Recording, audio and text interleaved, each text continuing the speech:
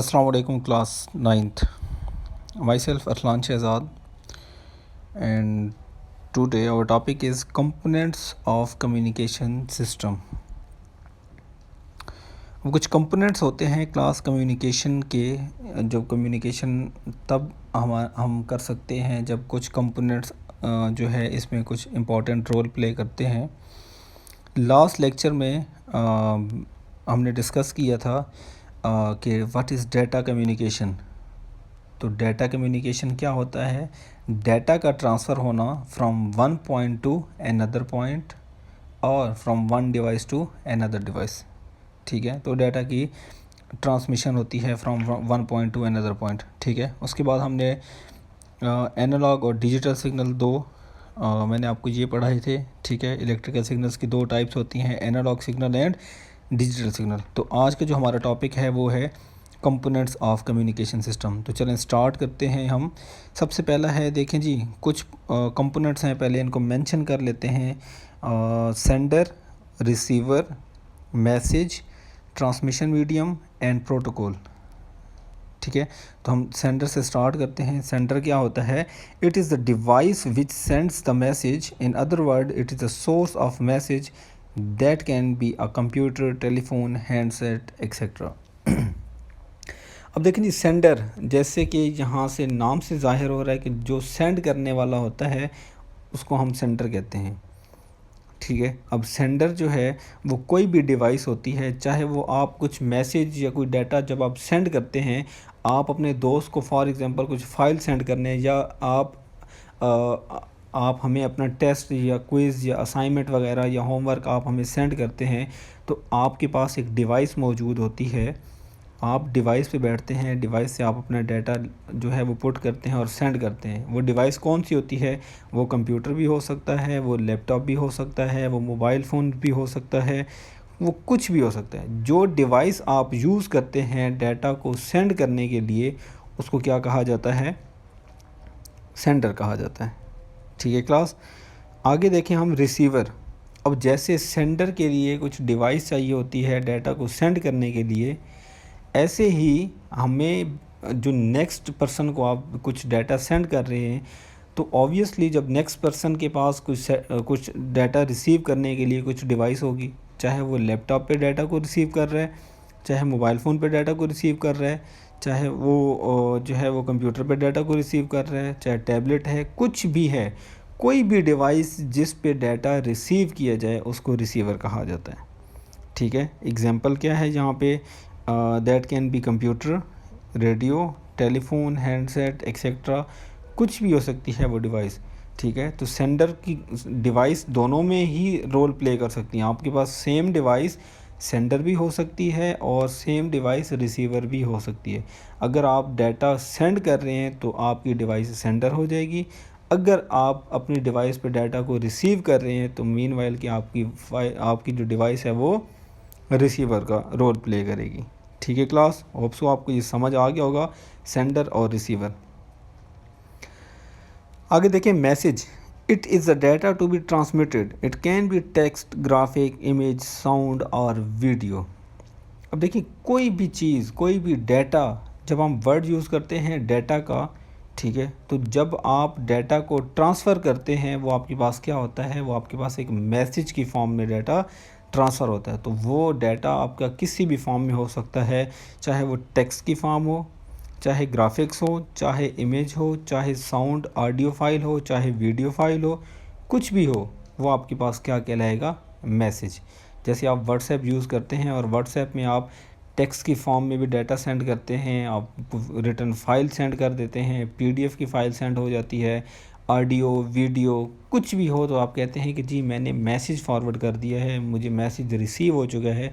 Data किसी भी form में हो वो आपके पास एज आ मैसेज ही जाता है।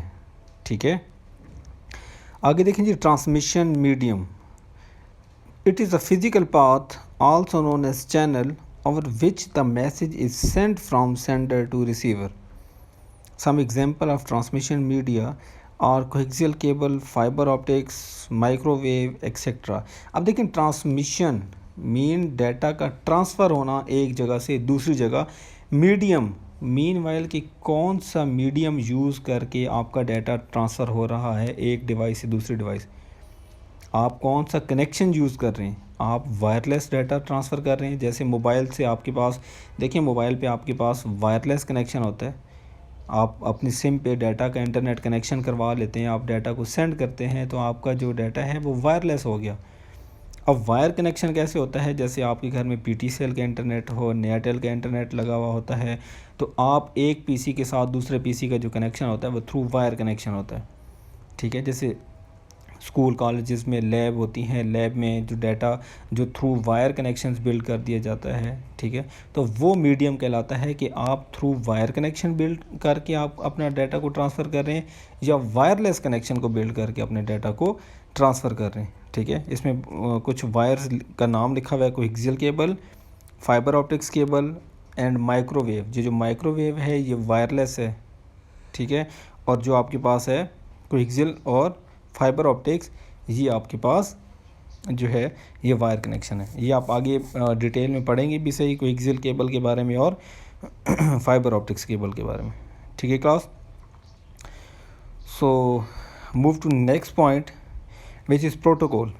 It is a set of rules between the two communicating devices that governs the process of data communication. Without a protocol, two devices may be connected, but they cannot communicate with each other. अब देखिए, जहाँ पे भी word use होता है protocol, protocol का मतलब होता है सेट ऑफ रूल्स। हमेशा कम्युनिकेशन के कुछ रूल्स होते हैं जिसकी बेस पे कम्युनिकेशन की जाती है। ठीक है, कम्युनिकेशन मीन कि आपका एक और दूसरी डिवाइस का आपस में कनेक्शन बिल्ड करने को भी कम्युनिकेशन कहते हैं। कुछ डाटा का सेंड करना, रिसीव करना, इसको कम्युनिकेशन कहा जाता है। ठीक है, तो क्या होता है कि कुछ रूल्स होते हैं। अब फर्स्ट ऑफ ऑल रूल क्या होता है कि जब सेंडर अपना डाटा सेंड करता है, तो सेंडर के पास जो रिसीवर होता है, जिसको फाइल सेंड कर दी जाती है, उसका एड्रेस होना लाजमी है, उसका एड्रेस होना लाजमी है।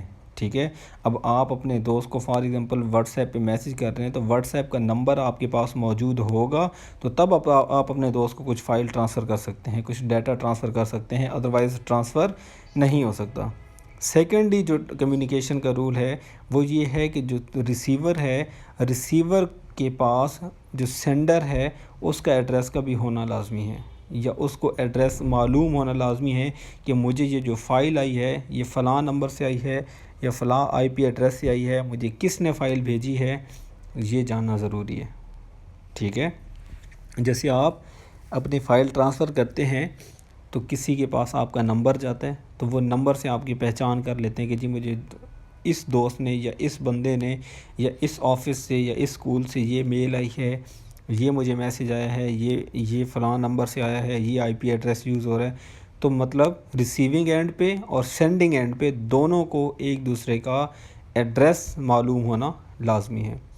And the third thing is internet connection मौजूद हो, नेटवर्क कनेक्शन मौजूद हो आपका आपस में, दोनों डिवाइसेस को रिसीविंग एंड और जो सेंडर होता है और जो रिसीवर होता है, दोनों को IP एड्रेस का मालूम होना लाजमी है, प्लस आपका कनेक्शन बिल्ड होना लाजमी है।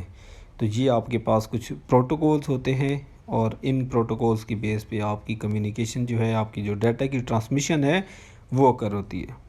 ठीक है क्लास, तो आज का आपका ये ही टॉपिक था। होप सो आपको समझ आ गया होगा कंपोनेंट्स ऑफ कम्युनिकेशन सिस्टम्स। ठीक है, तो इसमें कुछ बहुत बेसिक्स कंपोनेंट्स थे, sender, receiver, message transmission medium and protocol. ठीक है, तो आप लोगों का जो होमवर्क होगा वो पोर्टल पे भी अपलोड हो जाएगा, आपको व्हाट्सएप ग्रुप में भी आ जाएगा।